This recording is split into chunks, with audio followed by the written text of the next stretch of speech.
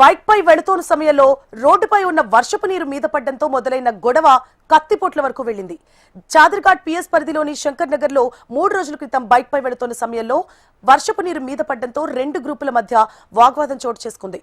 నిన్న రాత్రి మాట్లాడుకుందామంటూ పిలిచి 4 యువకులపై తల్వార్లు, కత్తులతో దాడి చేసి పరారయ్యారు. తీవ్ర గాయాలు కావడంతో ఆసుపత్రిలో చికిత్స పొందుతున్నారు. మేము మాతా ఐడియాలు పెట్టుకుంటాం. అక్కడ గొడవ అయింది. అప్పుడు కూడా ఆపినాం గొడవకి. అప్పుడు గొడవ అయినప్పుడు అందరూ వాళ్ళు కూడా 30 మంది దాకా ఉన్నారు. మేము అప్పటికి 4 మెంబర్స్ ఉన్నాం. 4 మెంబర్స్ ఉండి అప్పుడు కూడా వాళ్ళు కొట్టినప్పుడు కూడా కంప్లైంట్ ఇచ్చాం. కంప్లైంట్ ఇస్తే పోలీసు వాళ్ళు ఏం యాక్షన్ తీసుకోలేదు, ఏం తీసుకోలేదు.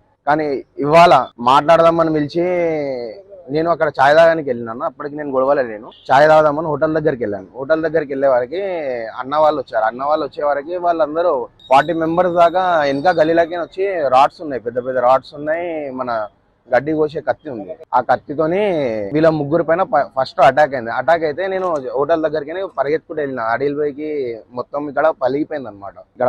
ఇక్కడ పలిగిపోతే ఉరికే వరకే వాళ్ళు ఎవరిని చూడట్లేదు. వాళ్ళు ఆపుదామని వెళ్ళిన వరకి నాకు ఇక్కడ షోల్డర్ పైన చాలా గట్టిగా ఒక 3 దెబ్బల వరకు కొట్టారన్న.